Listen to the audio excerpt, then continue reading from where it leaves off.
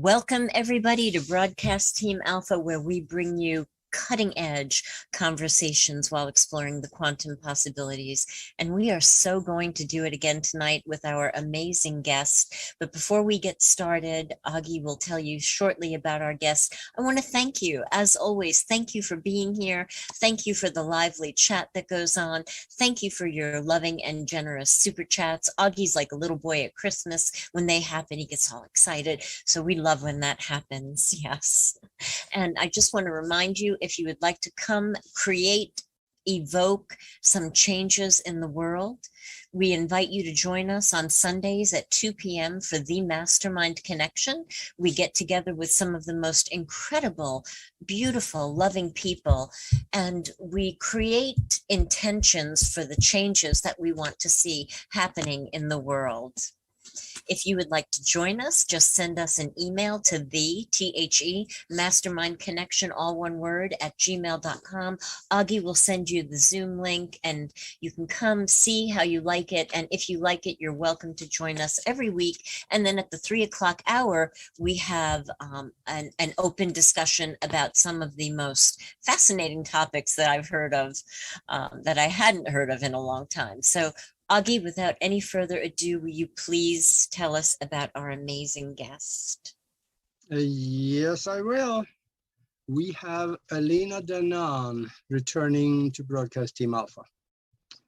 And this is going to be phenomenal because she has some new information of the alien connection. And you got to wait for the end for this one. Before I do anything, I want to mention her website, because I hear that some of you guys out there do like to surf the web at the same time you're listening. So that's okay. And here it is, elenadanaan.org. And I got to spell that for you. ELENADANAAN.org. And she is over in Ireland right now, and that is pretty close to midnight over there, so we sure appreciate her being there with us. And this could be the shortest intro I've ever done, because almost absolutely everybody that has not been living under a 400-pound rock for the last year or so, you would know her. And but I do want to say a few things about it for the three of you out there that don't know her. And she's been a field archaeologist for 20 years in Egypt. And she's also a fully certified Druidess. You know, the Druids, their last stand was in Ireland. And that's where she is.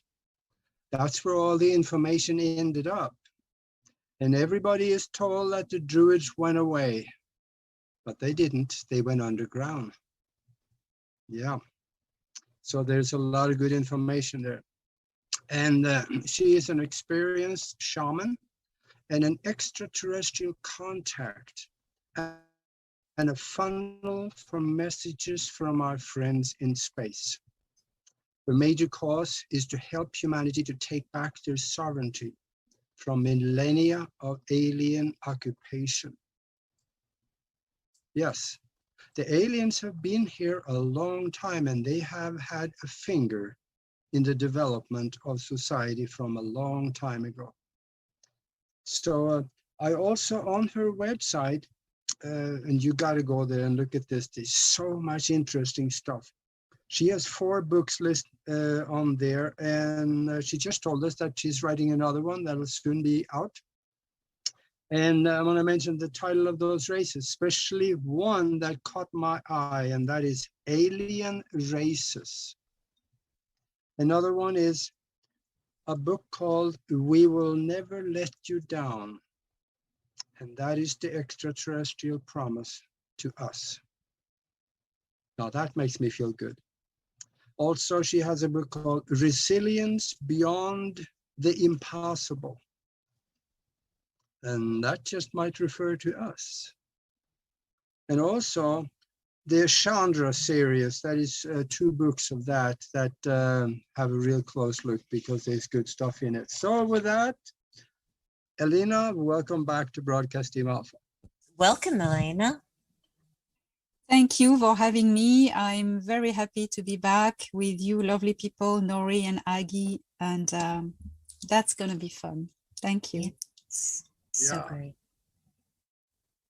Well, where do we start? Well, I don't know. I don't know either. You have so much to talk about, and we heard a little bit of your story last time you were on, and I would encourage the listeners to go to Broadcast Team Alpha, scroll down in the shows, and watch the first one we did with her. It's gonna really educate you a lot about history in many different ways. But I know you did a larger show lately with Dan Willis. That was extremely interesting because we have some messages that is coming from space. Yes, that was something, that was a gift from the stars to humanity, from our both experience, Dan Willis and myself. Dan Willis is a former US Navy high-level clearance. He's been very much part of the disclosure, but he also has been working with Dr. Marcel Vogel, who was a researcher in the field of crystals. So Dr. Marcel Vogel has studied the crystal to come up with the Vogel crystals, what we call the Vogel crystals. I have one here. It's a specially cut, specially cut crystals, totally clear quartz, and so these crystals have properties. Quartz has properties. So why we did this broadcast with Dan Willis? It's because his immense knowledge, having been the assistant of Dr. Marcel Vogel all these years, and also assistant of other researchers in the same field, Dan has an experience and knowledge that is quite incredible. And I have contact with people not of this world, I mean, what we call extraterrestrials. My main contact whose name is Thorhan Heredion, has a younger brother who is studying terraforming. They don't do terraforming, they say star making. That's lovely. He's a Pleiadian Ahil from Ashara, which is the star Taygeta. So his younger brother lives on the planet Era in the Taygeta Ashara system. And so I've been in contact with his younger brother because he knows a lot about the science of crystals. So we had this idea with Dan that Dan had plenty of questions and about the science of crystals that still hadn't had an answer yet. So I said, yeah, I can ask Thorhan's brother. Maybe he knows. That was fantastic because Dan came up with a list of questions. And actually, there's a second list in the way. So there's going to be a follow-up. And to Jenhan, Thorhan's brother, and Jenhan replied. And wow, the knowledge in that, I was just a scribe, I just was passing on what Jenhan was saying, answering the questions. And Dan Willis was completely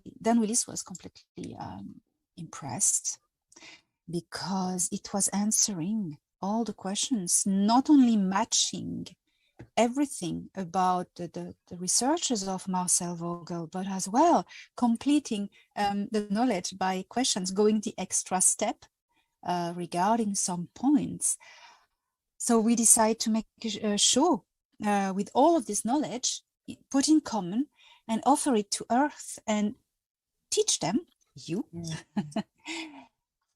how to use quartz crystals be they Vogel cut or not, quartz crystal, rock quartz, to change the world, to embed the timeline, and a positive timeline, to embed the crystals, our mind, our intention, holographically embedding into the crystals and then projecting it into the matrix. So it's a 2 hours show. There's a lot of information. And I really advise, it's on my channel, featured videos, it's there.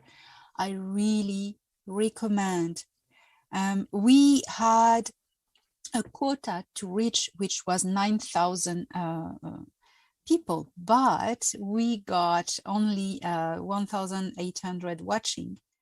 But apparently it was enough, because Dan made a calculation, and apparently it was enough, that there's a percentage that affects the whole. And at that precise moment, the Schumann resonance went ballistic. Like there was it crossed over, like at that precise moment, everyone concentrate together with a quartz crystal, 1,800 people, and it did something to the planetary matrix, and that was magnificent. That shows us our power. It's not the crystals who have a power. Crystals are tools. They are mediums. They are, it's us doing it. It's not the crystal like a magical thing.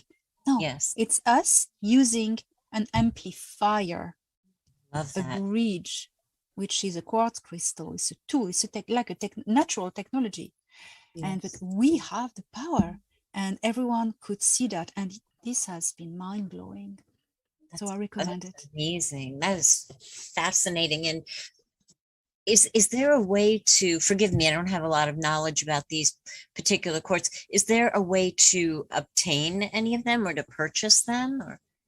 Yes. So these crystals, and you can go on the website, Marcel Vogel, there's a website. They are quite expensive because they need to find a really, it needs to be clear, totally clear, and cut regarding to some specific angles. That's 60 degrees and that's 52 degrees. Wow. That's the pyramid of Cheops has 52 degrees angle. That's dynamic geometry. It's a universal law for energy and, vibration and everything. So where to get them? There's a site of Marcel Vogel. You find them a little bit expensive, but it's a lot of work, precision and measurement, so it was the price. But Dan Willis found a lady who does the same, more affordable. It's not free, it's a little bit pricey, but way less. Got it. Marcel. So it's on my website on the first page. If you go to my homepage, you have Vogel crystals, and you click and there's a link, and under the video as well. Wonderful. That's exciting. I want to say something about those crystals too, and that is that I think Marcel Vogel, he made the statement one time that a crystal properly structured have all the criteria, meet all the criteria of life. Because you can deposit information into it and you can retrieve it. In fact, when you deposit it in, you can also, what goes into the crystal, request a restructuring of it, and the crystal will do it. Yes, exactly. The crystal can be programmed, because you can just modify the embed a hologram into the lattice of the crystal, and then the crystal will act as a bridge to embed this hologram into the bigger hologram of the planetary matrix. Crystal vibrates at the same rate as water and love, which is incredible. It's beautiful. Yeah. And then I understand there are extraterrestrial civilizations that do a lot with crystals. In fact, some of the propulsion system is in some of the ships are wound around crystals. They pretty much all use crystals at certain different levels. Yes, the crystals, it can start at very minuscule size in for instance, the skirt of a spaceship. You think it's alive, it reacts. I've touched one day the outskirt of scout ship, and you can slightly put your finger in it, and before you approach it, it just reacts a little bit, like shy, you know. That's really weird. And you say it's alive. No, it's not biologically alive.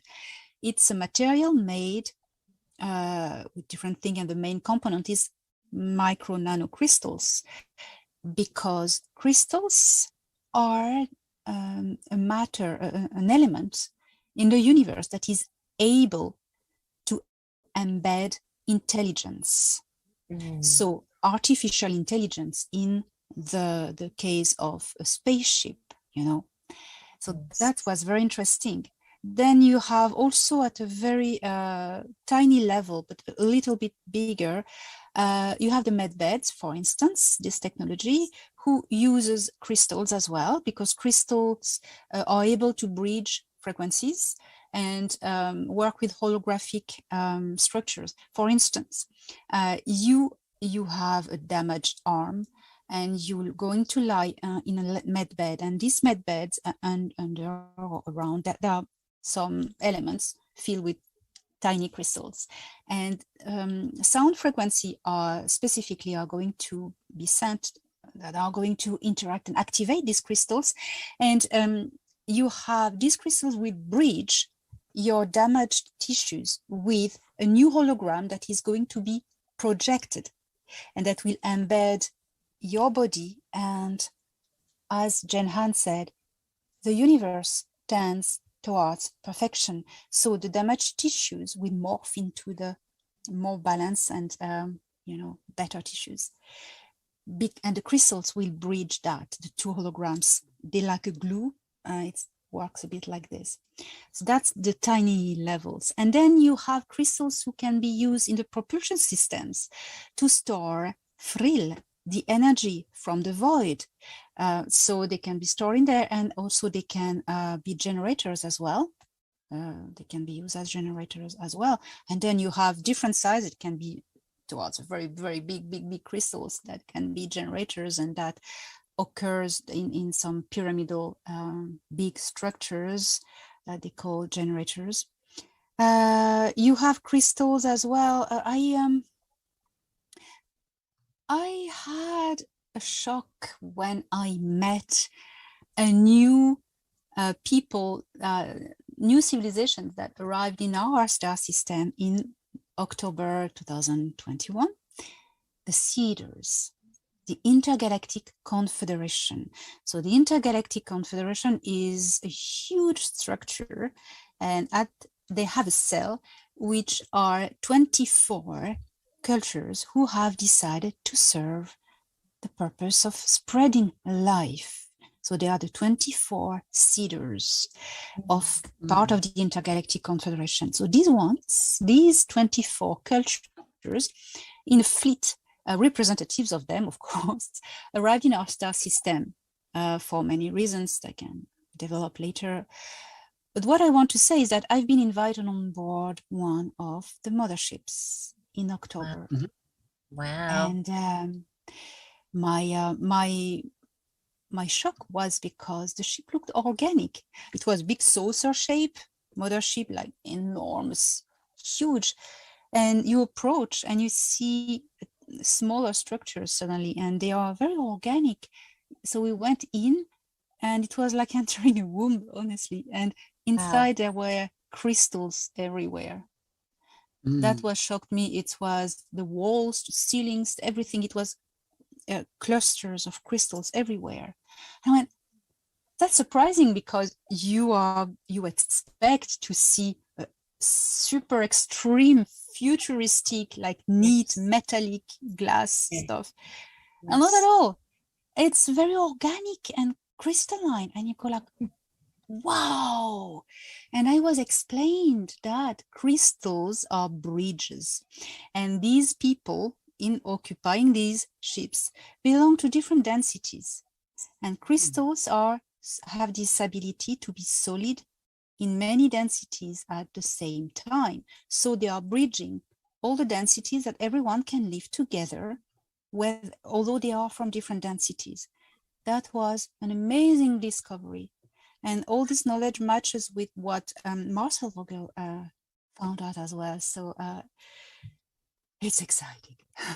Wow, that's very exciting. And that's interesting, because when I would think, of a ship, or some of the memories that I have, very vague memories, I do think of like stainless steel kind of feeling, metal, yes, but I don't know, there's something that rings so very true as you're speaking about the crystals. That makes sense.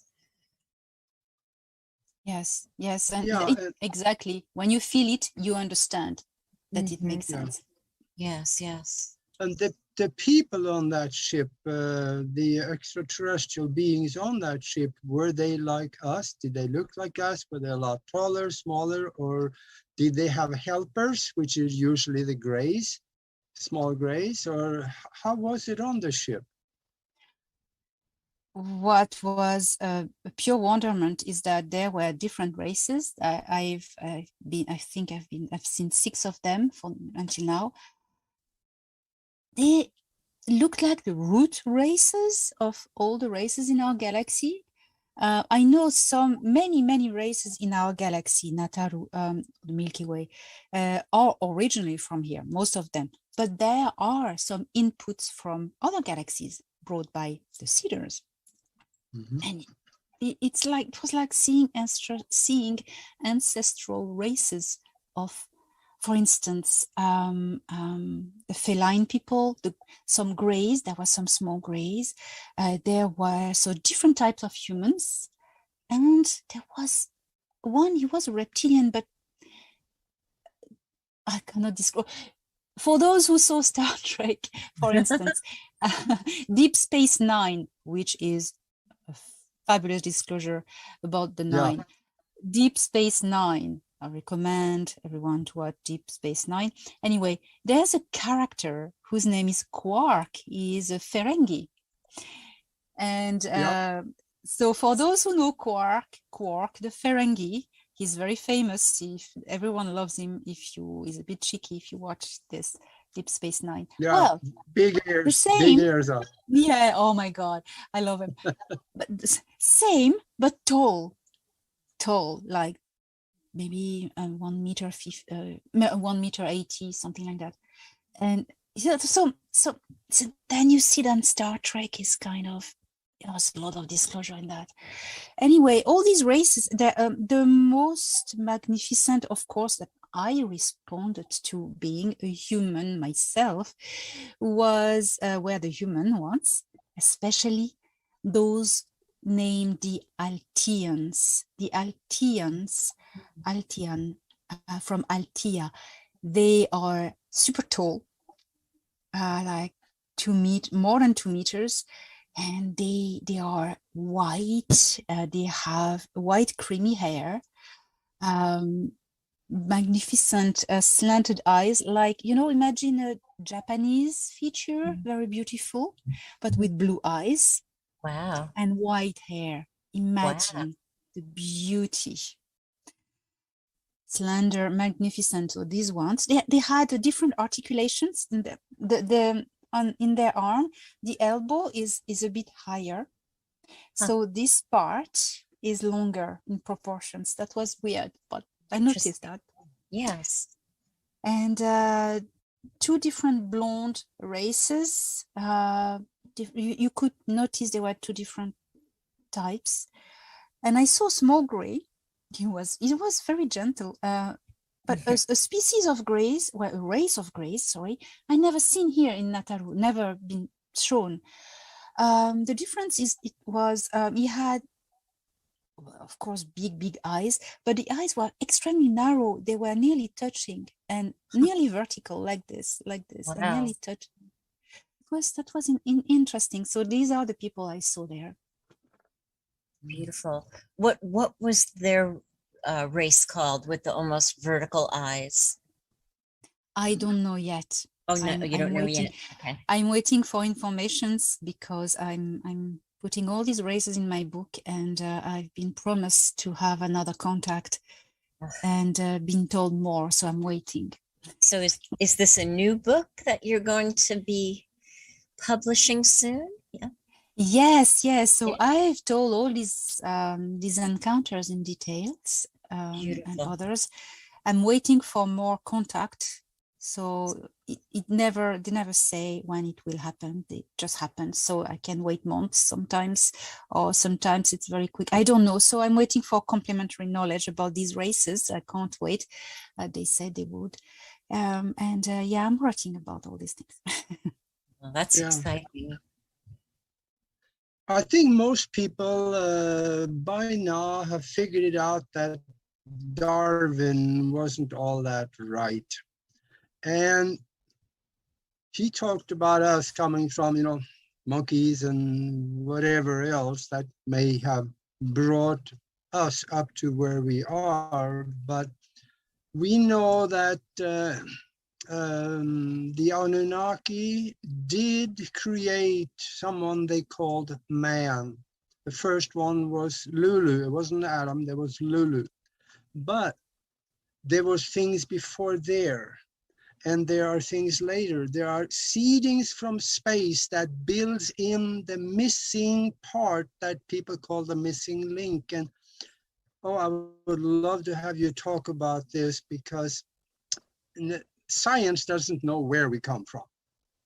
Let's hear from you, because I have more trust in you than I do in the science. Thank you. Well, I agree. What you just said, in fact, you're spot on. You're spot on.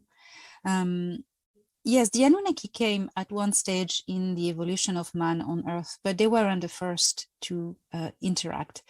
What I've been told is that the Seeders, in fact, we call them, they are presenting themselves as the Seeders, but I know they have other names. Patal is one of the names, so I may call them the Patal as well. They came very early, around 65 million years ago, and they were reptilians already on this planet who weren't either from here. They were trying to do their own stuff. They were kicked out. The Seeders say, hey, no, we're gonna do better than you. So they did some changes, some terraforming, and they took a primate that was there, but not monkey primate, really a little animal. It was a little animal. I've been shown like a holographic pictures by telepathy. So it's like, transparent holographic thing. So I cannot really tell the details, but it was small animal, with long nose and big round eyes. Big head and small body. I think little paws like this.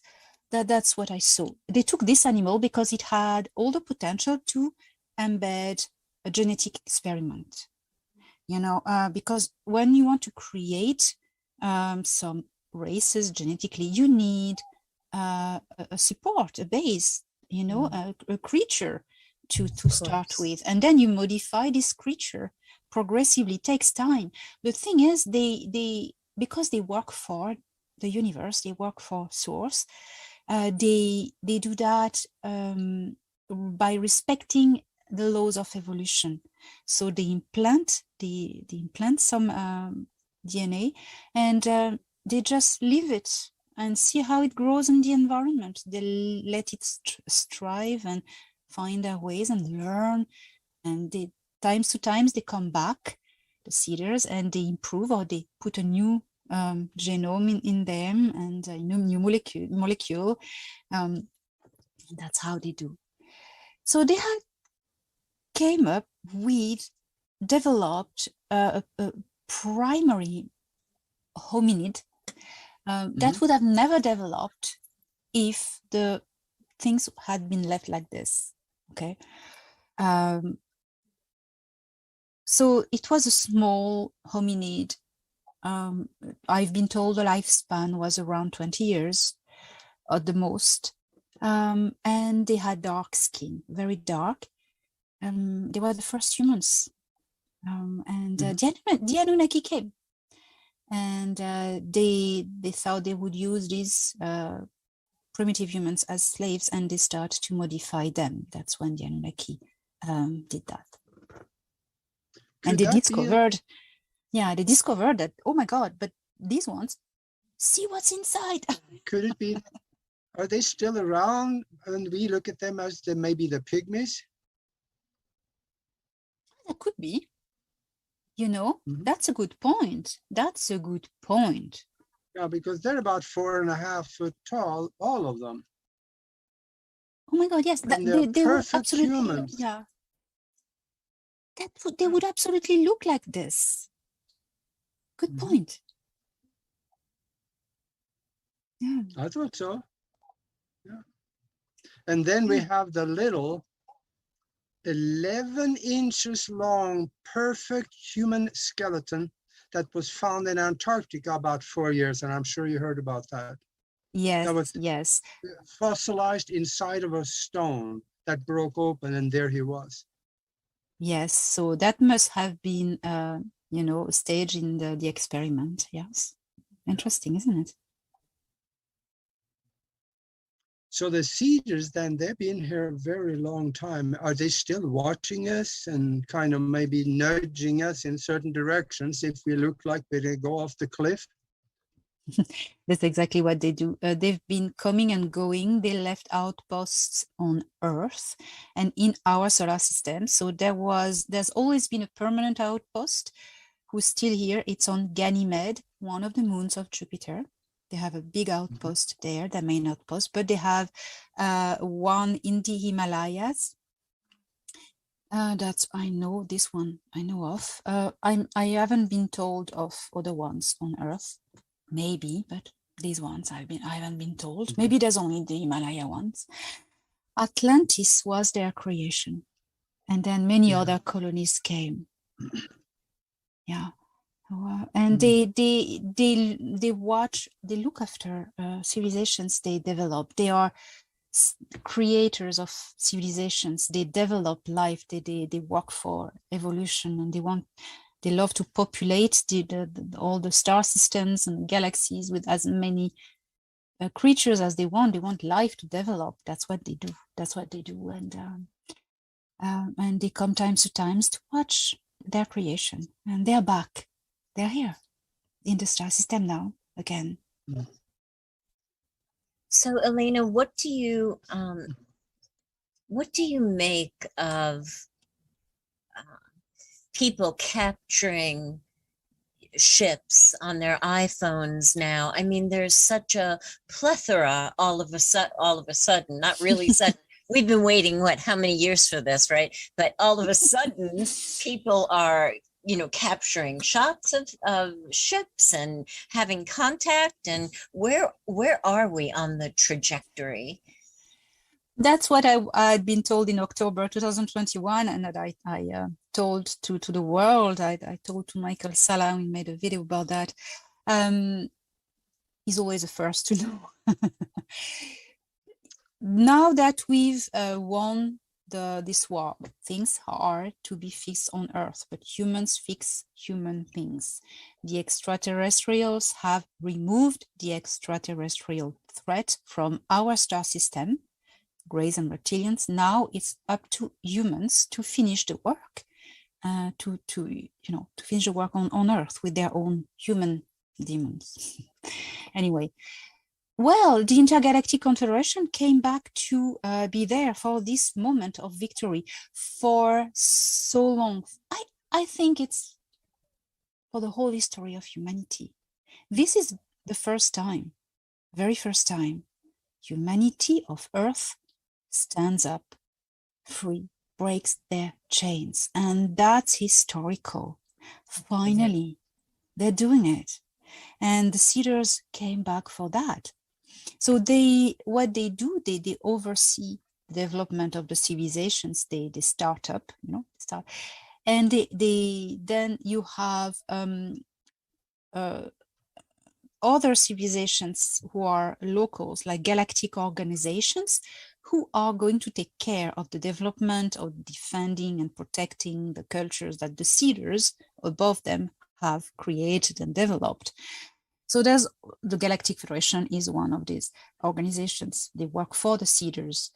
But so there's, I like to say, because there's always this joke between them that is going on, I know the Galactic Federation, they say to the Intergalactic Confederation, Cedars, yes, but look, you work hard at spreading life everywhere. You create civilizations and you bring them to fruition, to blossoming, and to abundance, ready to be taken by the baddies, the bad empires, and we need to do the job to protect them.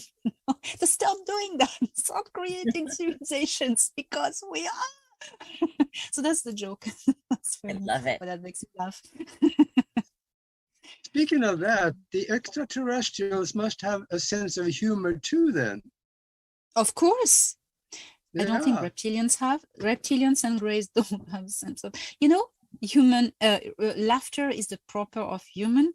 I think that's real. That works for everywhere in the universe.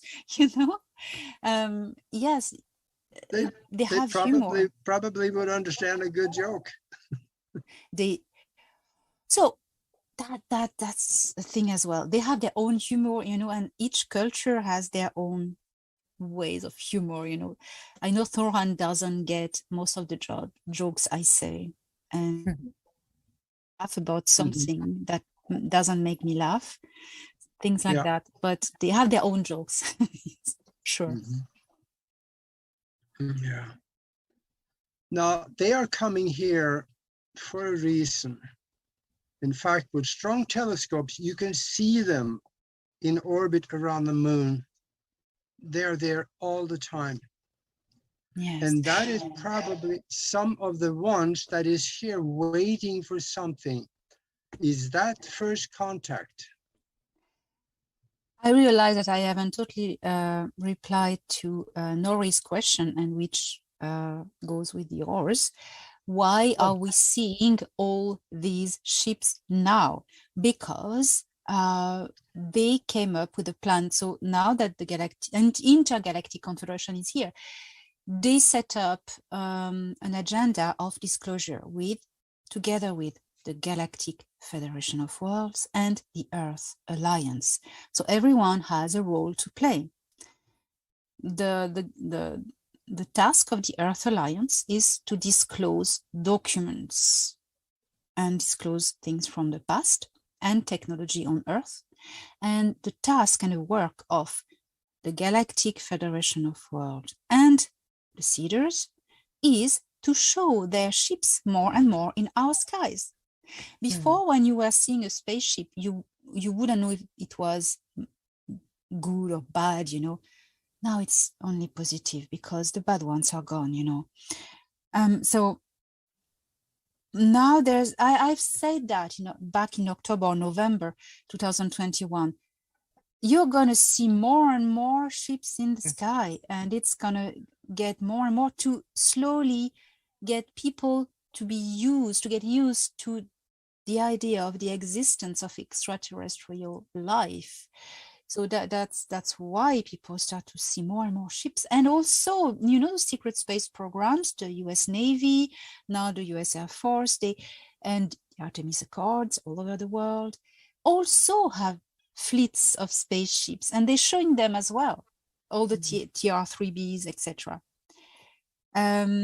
So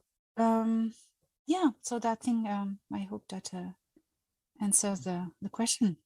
Thank you. Yeah, that was very good. Thank you. So is our work, Elena, more for humanity to raise our consciousness? I mean, in order to finish doing what we need to do on the planet, it's not in conflict, it's not in war, right? Is it to expand our consciousness? You get it right, absolutely. They are trying to get us distracted all the time. After Johnny Depp, it's something else, you know, because while we get distracted, think about that. Well, when I heard about the last distraction, I said, okay, what do they want? The deep state wants us to get distracted from what's going on. You know, always ask yourself that. What is that distracting me from? So because what they fear, this dying deep state, you know, they've lost on the soapy slope, you know. They try everything they can now to stop us to go within and discover who we are. Yes. And unite. Because when we're not distracted, we go within. Who am I? And you know, you work on yourself, meditation, raise your frequency, discover who you are within all these things. They don't want that. They're scared of that, because then we realize that we have the power even to change this reality. We have the power. It's like the Wizard of Oz. The fairy says, you had the power all along. I'm Brenda, the good fairy, sometimes. That's right. That's right. So, That's yes, we need to go within. Stop getting distracted. Stop being distracted. Yeah, totally. Yeah, I'm still concerned about first contact. What do you think? So what they've told me is that it will happen in 3 stages. There is no dates set for 2 reasons. When dates are set, it can move, because we are still in the middle of a war that is ending. So you know, events move with time. You cannot really set precise dates, but so regarding to how things are at the moment, I actually published an article on March 6 recently, 2022, when I got the information. This coming month, should see a revelation from, they say to me, the James Webb telescope is going to play a big role in disclosing extraterrestrial life, that they found life signatures on other planets. And that is supposed, because they know that big, but it is supposed to get the public used, and it's really doing it smoothly, that people integrate everything and are ready for first contact. So that will depend on the way we will react to this astronomical data being released, you know, and James Webb telescope is a great way to do that, you know, scientifically, etc. It's like a catch-up, hyperspeed. And when we will react well, it by stages, they are observing us, the extraterrestrials. And when they will think we are ready for the next step, they'll do it. But it all depends on us, you know. So there's no dates when will be the step 2, which is first contact. First contact will be, yes, ships landing in some places, and the world will need to be at peace, at ease, and united. The cabal gone. Yes. We need to do that ourselves. That's a whole other story. So step 2, contact. It will be humanoids, people who look like humans of Earth, that the Earthlings are not shocked, you know, smoothly. Yeah. And then when everything goes well, I don't know when, step 3, total contact with all the races, the less human looking ones, because if these ones come first, people can freak out, you know. Yes. So Yeah. but I have no date. There is actually no dates for that. There's just one date have been given, which is July 2022 for astronomical disclosure about life signatures. But you know, now middle of the war, this can be a little bit moved, you know, but that's going to happen anyway. Mhm. So Yes. it's going to happen anyway. Yes. Yes. Wonderful. That makes perfect sense to do it that way. Because then even the fanatical religious people, they would kind of go along with it. I could Yeah. see that. Yes, you know, I've had some interesting conversations with some people that I call upstairs about religions, because you know, they after a certain level of opening and development of consciousness, you realize there's no religion, there's just an interconnectivity with source and a universal life force and universal consciousness. Everyone is their own church or priest or whatever we are. We have all a direct line with source, you know. So there's no more need for priests, religions, and organized religion. It's a power thing. So but there's a transition to go there, you know, because all these people following organized religion on Earth, because we are still at that stage, they need to transition gently. So the extraterrestrial are not going to say straight away, well, God actually doesn't exist. You know, no. They're going to say, God is source, and we all his her children, but actually it's dual, which I'd say it's children. And source is the source of consciousness and of life of the whole multiverse. And you on Earth are children of source / God. So are we, because she created us as well. Source / God. And when people will have integrated this awareness, the concept of God will just dissolve slowly with time. That's a soft transition, you know. They are doing it like that. Mhm. Mhm. Mhm. We have seen, if you go look at the SOHO cameras monitoring the sun 24/7, there was one picture that was taken from that, and that had a planet-sized ship sitting next to the sun, sucking energy from the surface of the sun into the ship.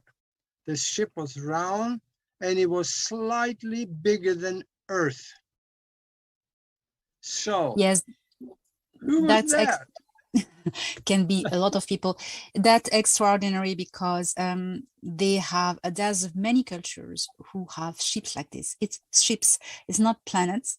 And some are the size of a planet, you know, and they come from the star system or the galaxy through portals, stars like our sun are stargates as well. You know, interdimensional stargates are jump gates from star to stars. There are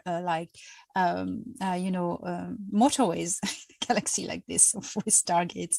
Anyway, yes, it could be an Anunnaki have ships like that. The Andromedans, the Zene, the Horai from Butes, who has ships like that.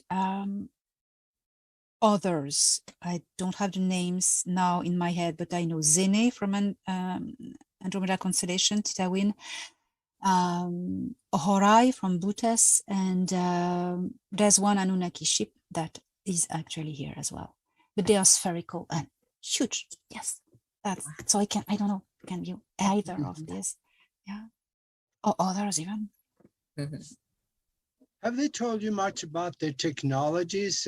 When we think about a ship slightly bigger than Earth, they don't build that with welding torches and hammers and nails. No, they don't build it that way.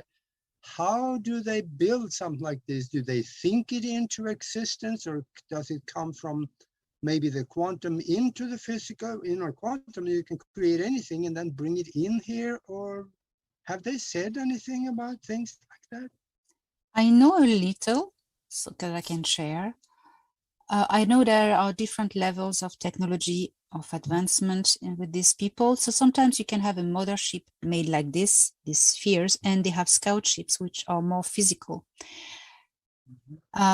Scout ship, all that is with metals and stuff like that. It's really made like with machines, most of made in space. But these spheres, it's like a living biosphere. It's alive. That's what I want to say. Yeah. It is a living organism. It has its own consciousness. It's a being. But it's a spaceship. It's like AI. It's a kind of AI.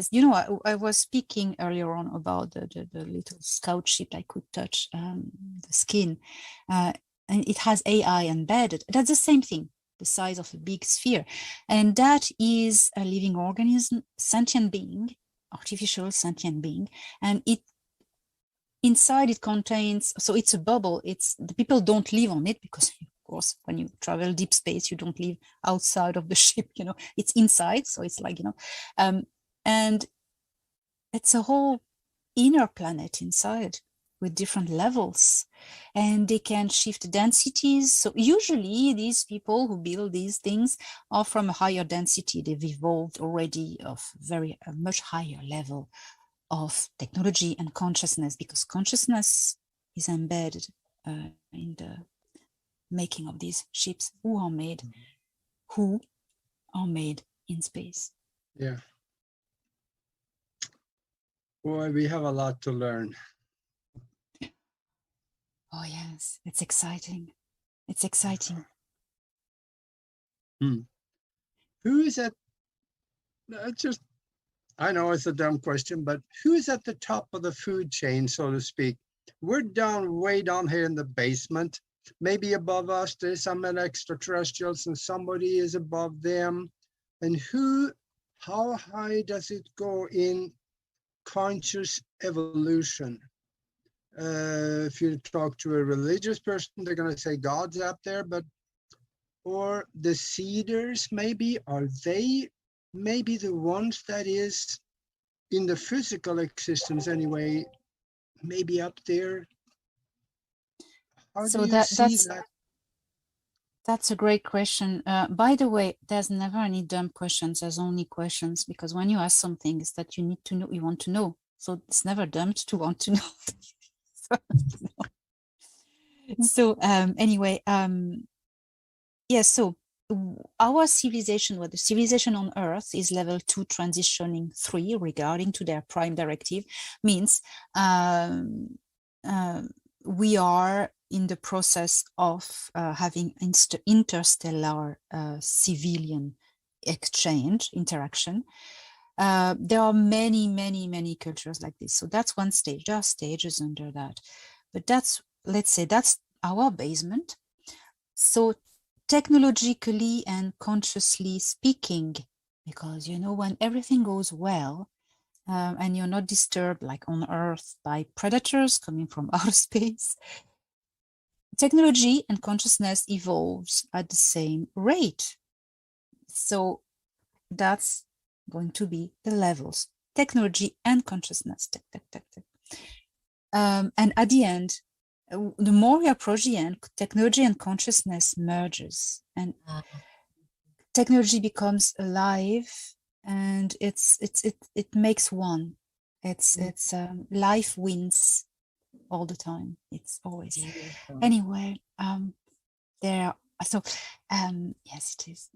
There are 12 densities in our dimension. So I may remind that, because it's sometimes quite confusing. A dimension, it's a dimension of space. Dimension, physicality, it's parallel universes, parallel dimensions. Each dimension, like our universe, is one dimension. Has different levels of frequencies of matter. You know, raise your frequency up, you're up another. That's densities, the densities of matter. Because when your atoms are going to vibrate faster rate, you raise your density, and you are in higher density, and you become invisible for those in the lower density. Right. So we have 12 densities in our dimension. 13th is source. Can develop that. Above us, there are people more evolved taking care of us, such as directly we have the Galactic Federation of Worlds, and we have just a little bit higher than them, the Council of Five and the Andromedan Council, which is the highest institution in our galaxy. The Andromedan Council, it gathers 140 something, it changes all the time, very evolved, the highest evolved cultures in consciousness. So us, Galactic Federation of Worlds, Council of Five, Andromedan Council, that's for our galaxy. And there's zillions of little federations and councils that are in it. Wow. Now, above them, there are older civilizations that are intergalactic. These are the Cedars, the Intergalactic Confederation that has formed, and these are way older. They have 20,000 years advance in technology above the Galactic Federation of Worlds. So these ones are include the Cedars, and they have these 24 elders who lead 24 civilizations involved in spreading life in the universe. These 24 Cedars are like the High Council of the Intergalactic Confederation. But above them, they say they relate to higher management, which is the last step below source. They call it the Nine. The Nine? Yes, the Nine. The Nine Collective. It's not a council, although some may call them the Council of Nine, but when you start to calling them Council of Nine, confusion starts, because there are many councils of nines in this galaxy alone. They are not a council, so it's better to call them the Nine or the Nine Collective to make the difference, and it's, less confusion. And council is a political or religious organization. They are not. They are the 9 principles of the universe, or the multiverse. They are the 9 principles of source. They are 9 individuated consciousness that together make one. Wow. They are, or you can say as well, they are one unique consciousness split in 9 principles. And above them is source. So these 9, they can interact, they can split themselves and interact. They have incredible power. They are plasmic supra consciousnesses. They are the highest management before source. That's what I know. Wow. I've never heard it explained that way. That was so helpful and so succinct. Thank you for that. That was fabulous. That was fabulous. And I see we have 1 minute left to the show, and please, I know it went so fast. Please tell people how they can reach you or find your work. And yes. Okay. Oh my God, I want to say so much. Okay. ElenaDanaan.org. That's my website. Everything centralized in it. Click on the menu. You have author, or my books, my articles, merchandise. I sell t-shirts because I need to pay my bills, things like that. And then things like this. My YouTube channel. So my YouTube channel, Elena Danaan. There are more than 400 videos, everything free. And I have a contract, which is do not put a financial gate between the knowledge we give you and the public, otherwise we cut you. So everything I publish in my books, because it's also an income to make me allow me to do that full time, I'm engaged to talk about it freely through videos on my YouTube channel. So everything that's in my book, it's spread throughout all my videos, my 400 videos on my YouTube channel. So you can also find it there if you watch these videos. If you want a paper copy books, but it's also available for free on my channel. So generous. And tell us quickly. Tell us about. Thank you. That's beautiful.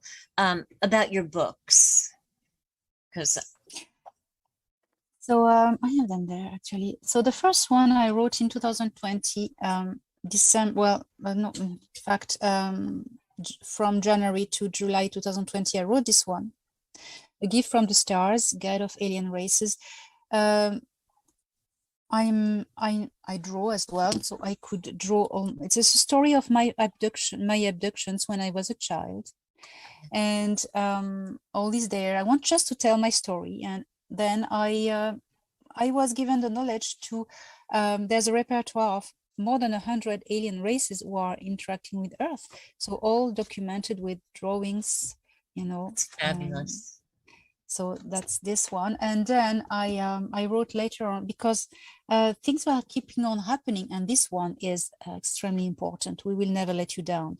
It's my meeting with an extraordinary man named Val Thor, and it's very emotional because he's the one who said we will never let you down.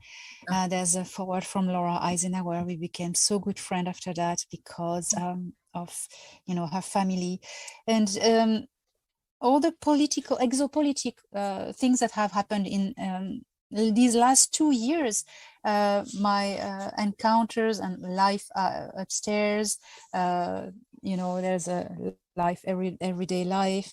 There is also, I compare photos with drawings. That's the battleship where Thorhan lives, my contact, and that's an actual photo. I think, Aggie, you were talking about this one earlier on. Things like that. So these ones.